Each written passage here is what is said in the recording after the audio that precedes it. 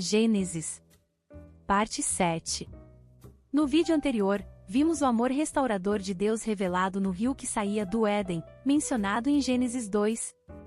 Esse rio, símbolo do Espírito Santo, se divide em 4 braços, representando a obra completa do Espírito de Deus fluindo do nosso interior, como disse Jesus em João 7, do seu interior fluirão rios de água viva. Começamos refletindo sobre o primeiro braço, o pison, que significa fluindo gratuitamente. O pison representa o início do fluir de Deus em nós, gratuito, gracioso e rico em valores celestiais. Inscreva-se no canal, ative as notificações e compartilhe este vídeo com outras pessoas. Juntos, podemos levar a palavra de Deus ainda mais longe. Agora, seguimos nossa jornada pelos demais braços do rio, aprofundando-nos nos significados espirituais do Gion, Tigre e Eufrates, 3 manifestações distintas, porém integradas, da ação poderosa do Espírito Santo em nossas vidas. Vamos ao conteúdo. Segundo braço. Gion. Gion significa correnteza forte. Segundo a concordância Strong, significa uma correnteza que arrebenta as margens, ou o grande romper das águas. Isso nos mostra que o rio da vida é um rio de correnteza violenta.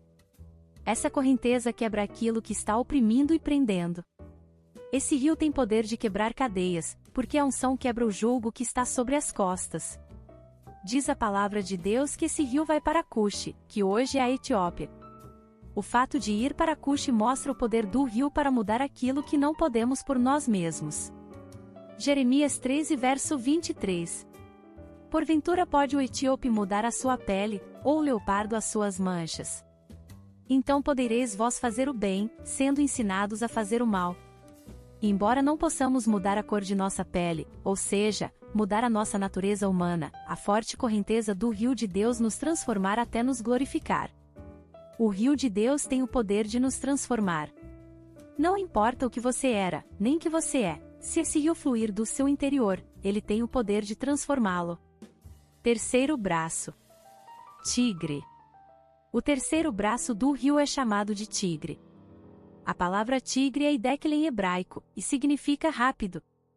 Isso aponta para a obra do Espírito Santo em nós pode ser forte e relativamente rápida.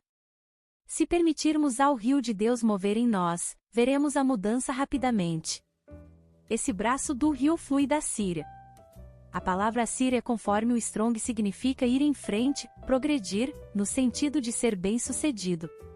Geograficamente representa uma terra plana onde o rio tem a capacidade de promover uma inundação. Isto mostra que esse rio tipifica a fonte de vida abundante no Senhor. O ladrão não vem senão a roubar, a matar, e a destruir, eu vim para que tenham vida, e a tenham com abundância. João 10 verso 10.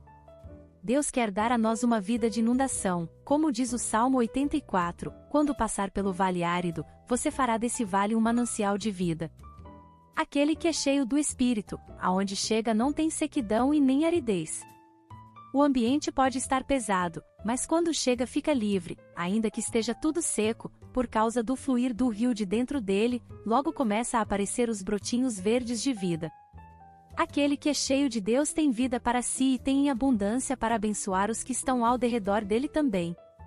Quarto braço. Eufrates. Eufrates em hebraico significa doce e fértil. Segundo a concordância Strong, significa também frutífero. Glória a Deus porque o último braço do rio nos faz doces e frutíferos diante de Deus. Somente podemos dar fruto se o rio da vida estiver fluindo do nosso interior.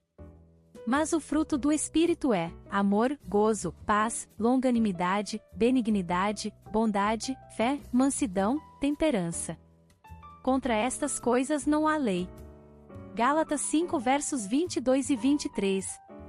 O rio da vida tem fluído e tem sido assim desde o princípio. Em Gênesis, era o rio com os 4 braços que banhava o Éden e que possuía ouro em suas margens. Gênesis 2 do verso 10 ao 14. Glória a Deus por esse rio que nos torna frutíferos, que nos dá a capacidade de gerar, que cura toda esterilidade. Que esses rios possam fluir do seu interior gratuitamente, com correntezas fortes levando toda a sujeira e te purificando, que possa ser rápido e possa trazer fertilidade do Senhor para cada um de nós. Folhas e frutos. Bem-aventurado o homem que não anda no conselho dos ímpios, não se detém no caminho dos pecadores, nem se assenta na roda dos escarnecedores. Antes, o seu prazer está na lei do Senhor, e na sua lei medita de dia e de noite. Ele é como árvore plantada junto à corrente de águas, que, no devido tempo, dá o seu fruto, e cuja folhagem não murcha, e tudo quanto ele faz será bem-sucedido. Os ímpios não são assim, são, porém, como a palha que o vento dispersa. Por isso, os perversos não prevalecerão no juízo, nem os pecadores, na congregação dos justos. Pois o Senhor conhece o caminho dos justos, mas o caminho dos ímpios perecerá. Salmos 1 do verso 1 ao 6. Esse salmo primeiro do livro, ele traça um contraste entre essas duas possibilidades. Por um lado, os ímpios ou ímpio e por outro lado alguém a quem ele se refere como um homem cujo prazer está na lei do Senhor e na sua lei medita de dia e de noite.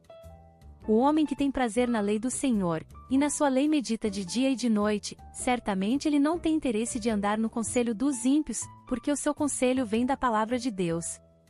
Ele não se detém no caminho dos pecadores, porque ele não tem satisfação, não tem prazer no pecado e também não se assenta na roda daqueles que escarnecem. No versículo 2, é curioso que fala a menção à lei do Senhor, e ela aparece 2 vezes. Antes o seu prazer está na lei do Senhor e na sua lei medita dia e noite. Poderia dizer, e nela medita. E ela, sabemos, tem 2 aspectos. A palavra escrita e a palavra personificada. Personificada na pessoa do Senhor Jesus Cristo. Então, possivelmente esse versículo 2 faça uma alusão ainda que preliminar e de leve, a esses 2 aspectos e aqui fala desse homem que tem comunhão, prazer e medita na lei do Senhor. Possivelmente vou usar a palavra impossível, mas os irmãos entendam, podem abrir uma folga aí, mas será que é possível ter prazer na lei do Senhor, meditar nela dia e noite e não ter comunhão com o Senhor? Acho pouco provável. Então aqui, de fato, me parece que o encargo é dizer que essa pessoa ela tem prazer na comunhão com o Senhor, de conhecer o Senhor, de passar o dia na presença do Senhor, considerando as questões do Senhor. Mas o fato é que compara um homem a uma árvore plantada junto aos ribeiros de água. E outro, a palha. Dificilmente haveria um contraste tão grande com respeito a esse homem que tem comunhão com o Senhor, ele diz que ele é como árvore plantada junto à corrente de águas, que, no devido tempo, dá o seu fruto, e cuja folhagem não murcha. Eu quero chamar a atenção para esses 2 aspectos que são os que eu vou tentar levar até o final. A folhagem que não murcha e o fruto e aqui diz o fruto a seu tempo. Esse é um aspecto muito importante. Observe que aqui tanto o fruto quanto a folhagem, elas estão em um contexto positivo. Elas estão juntas, estão em um contexto positivo. Mas ao olharmos na Bíblia como um todo, veremos que isso nem sempre aparece dessa maneira e eu acho que existem razões para isso. Vamos para o segundo texto que está no livro de Jeremias, um texto paralelo a esse. E nesse texto também encontraremos frutos e folhas. Jeremias capítulo 17 a partir do versículo 5. Temos o mesmo contraste, agora com alguns aspectos diferentes. Se nós juntarmos o Salmo 1 com Jeremias 17, acho que teremos um quadro muito mais preciso do que aquilo que o Espírito de Deus quer nos falar com esses textos. Jeremias 17 verso 5. Assim diz o Senhor, maldito o homem que confia no homem, faz da carne mortal o seu braço e aparta o seu coração do Senhor. O Salmo começa com bem-aventurado e aqui com maldito. Já começou pelo outro lado. Observamos que no Salmo 1 nós não temos as razões para o ímpio. Por que é que ele é como palha? Lá nos dá condições ou as razões pelo fato do justo ser como árvore plantada, porque ele ama a palavra de Deus, ele medita na sua palavra dia e noite. Mas quanto aos ímpios simplesmente não são assim. São, porém como a palha que o vento disperso, sem maiores explicações. Agora, se juntarmos aquilo com isso, agora passamos a entender o que é que caracteriza o ímpio. Ele caracteriza o ímpio, vamos olhar de trás para frente. O seu coração se aparta de Deus, se aparta do Senhor. Ora, se nós nos apartamos de Deus, nós não temos quase que nenhuma alternativa a não ser nos apegarmos aos homens. Então esse versículo começa dizendo que ele confia no homem e faz da carne mortal o seu braço. Ele continua e diz: será como arbusto, será como palha. Aqui como arbusto. Jeremias 17 verso 6. Porque será como o arbusto solitário no deserto e não verá quando vier o bem, antes, morará nos lugares secos do deserto, na terra salgada e inabitável. 7. Bendito o homem que confia no Senhor e cuja esperança é o Senhor. Existe uma tradução diz: bendito o homem que confia no Senhor e cuja confiança é o Senhor. Então há uma diferença e esses dois aspectos aparecem no mesmo texto. Uma coisa é confiar no Senhor e outra coisa é fazer do Senhor a sua confiança. 2. Uma coisa é confiar no Senhor e a outra coisa é cuja esperança é o Senhor. 3. Uma coisa é esperar, ter esperança. Outra coisa é fazer do Senhor a sua esperança. Obrigada por assistir até aqui, não percam os próximos vídeos. Graça e paz, irmãs e irmãos.